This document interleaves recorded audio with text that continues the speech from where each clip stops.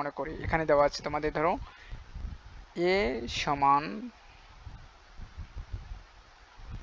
2 4 6। ওকে, এখানে মোট সাবসেট সংখ্যা কত? 8টি। এটা আমরা দেখেছি কিছুক্ষণ আগে। হ্যাঁ, মোট সাবসেট সংখ্যা,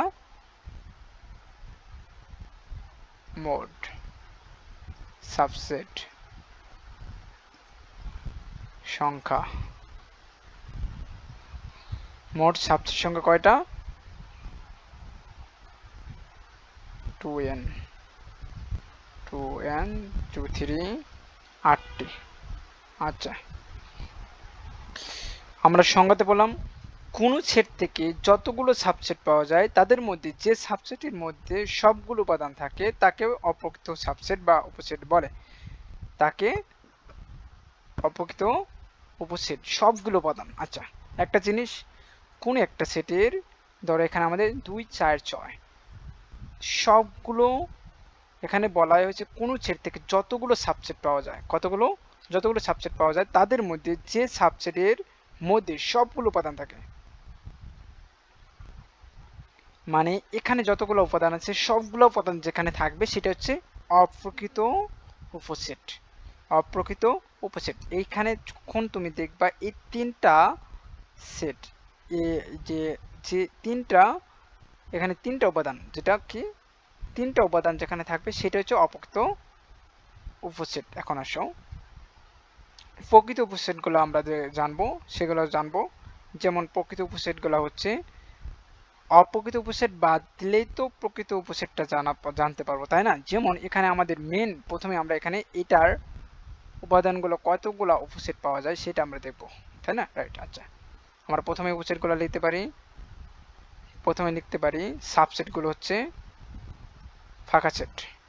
হ্যাঁ, ফাঁকা সেট থাকবেই মাস্ট। তারপরে এটা একটা উপসেট সাবসেটগুলোর মধ্যে। হ্যাঁ, সাবসেট গুলো।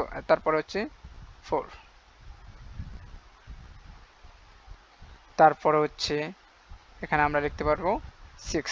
প্রথমে আমরা কি একটি করে উপাদান নিব, উপাদানগুলো একটা করে নিয়ে নিলাম। তারপরে আমরা 2 এর সাথে কত নিব? 4। আবার 2 এর সাথে 6। হ্যাঁ, 2 এর সাথে 6। ওকে, এখন আমরা কি করব? আবার আরেকটা জিনিস বাদ আছে, সেটা আমরা দুটো করে সংখ্যা নিচ্ছি এখন। হ্যাঁ, সেটা হচ্ছে 4 এর সাথে 6 নিতে পারি, রাইট? 4 6। ওকে, 4 6, 2 6 নিয়েছি, 4 6 নিয়েছি। এখন আমরা তিনটে করে উপাদান নেব, দুটো করে নেওয়ার শেষ। আমরা দুটো করে কিন্তু আর কোনোভাবে নিতে পারি না।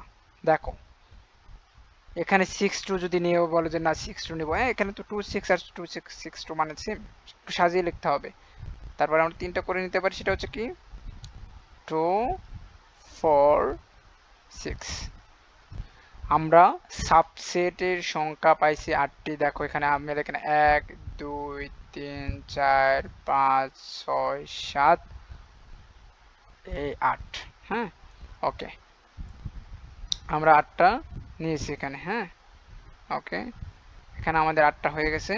সো আমাদের 8টা মোট সাবসেট সংখ্যা। এখন এই সাবসেটগুলোর মধ্যে যখন সবগুলো উপাদান কোনো সেটের মধ্যে থাকবে সেটা হচ্ছে অপ্রকৃত অপ্রকৃত উপসেট। অপ্রকৃত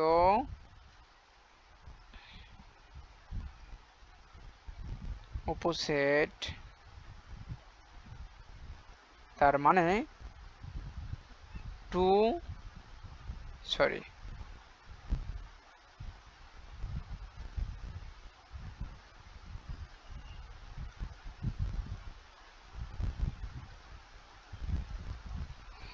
2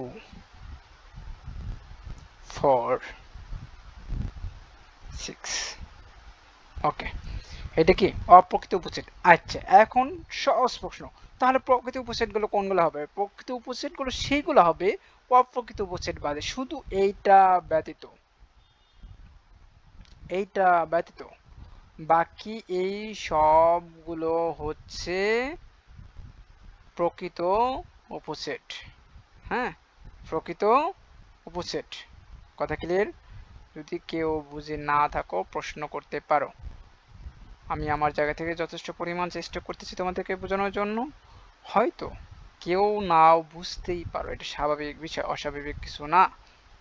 তো যে বুঝতে পারো নাই সে প্রশ্ন করতে পারো যে স্যার বুঝিনি। হ্যাঁ, আর বুঝলে তো আলহামদুলিল্লাহ। তার মানে এই পর্যন্ত আমরা বলতে পারি এটা হচ্ছে কি উপসেট, প্রকৃত উপসেট। এই যে এই মানগুলা, সরি, হ্যাঁ, এই জাস্ট এই মানটা, এই মানটা। হ্যাঁ, কথা ক্লিয়ার? এইগুলো হচ্ছে কি প্রকৃত উপসেট, প্রকৃত প্রকৃত অপোজিট। ওকে, এটা আমরা জানতে পারলাম, প্রকৃত অপ্রকৃত সম্পর্কে জানতে পারলাম। আমরা আর দুই একটা জিনিস শিখতে পারি, সেটা হচ্ছে যাতে 20 মিনিট হয় না, এখনো 20-25 মিনিট ক্লাসটা টানি। হ্যাঁ, কিছু জিনিস সম্পর্কে আর দু একটা জিনিস, পূরক সেট ও সেটের পৃথককরণ। এখন পূরক সেটটা কি আসলে? পূরক সেট মাথায় রাখবা। হ্যাঁ, আমরা একটু নিচে যেতে পারি, এখানে একটু ক্লাসটা দেখে নেবা, এটা টানলে সমস্যা, আবার পরে বুঝতে পারবে না অনেকে। হ্যাঁ, আচ্ছা, আমি জাস্ট এখানে এটা দাগ দিয়ে এটা সরিয়ে নিচ্ছি। হ্যাঁ, ওকে, এখান থেকে আমরা পূরক সেট সম্পর্কে জানবো। পূরক সেট, আচ্ছা, পূরক সেটটা কি? পূরক সেট সার্বিক সেট থেকে কোনো সেটের উপাদানগুলো বিয়োগ করলে নতুন যে সেট পাওয়া যায় তাকে পূরক সেট বলে। সার্বিক সেটটা কি এটা আমাদের জানতে হবে। সাধারণত ইউনিয়ন চিহ্ন দ্বারা যাকে বোঝানো হয় সেটাকেই বলা হয় সার্বিক সেট। ধরো সার্বিক সেটের ক্ষেত্রে আমাদের বলতে পারি, সার্বিক সেট হচ্ছে, সার্বিক সেটটা জানতে হবে প্রথমে, সরি, এখানে ক হবে, ওটা ব হবে। সার্বিক সেট, না, একটু ক্লিয়ার করে দিই, এটা তোমরা ভাই আবার বুঝতে পারবা না।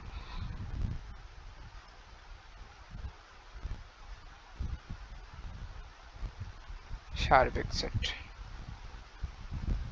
ওকে, সার্বিক সেটকে কি দ্বারা প্রকাশ করা হয়? ইউ দ্বারা।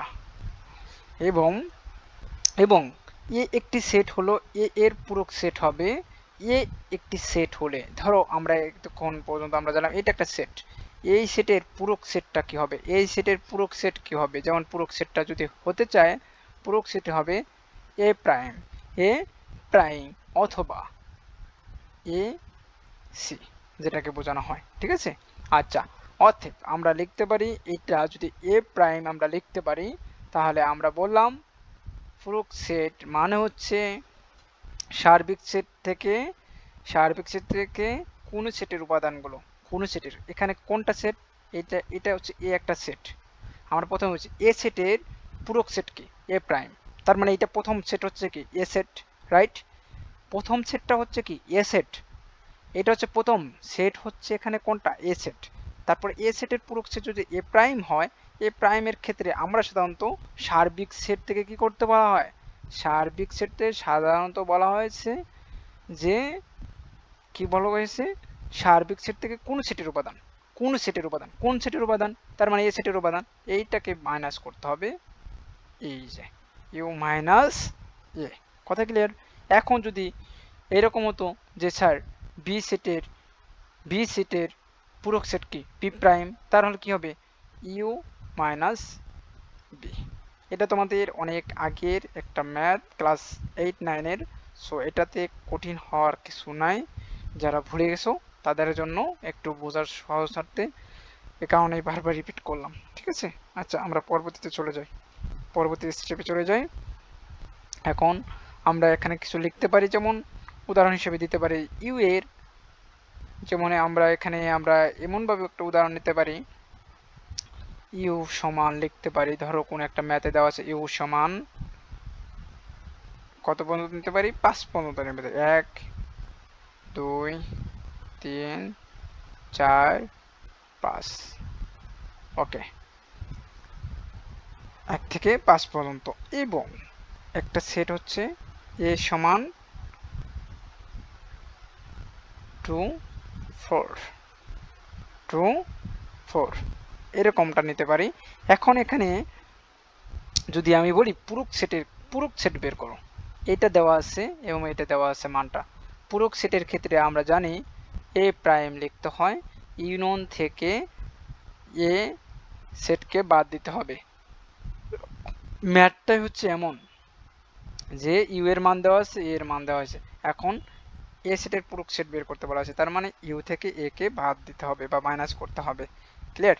তার মানে আমরা লিখবো পুরোটা যে 1 2 3 4 5, এর মানটা হচ্ছে, এখানে কিন্তু মাইনাস দিতে হবে, মাইনাস মাঝখানে থেকে হবে মাইনাস 2 4। ওকে, শেষ।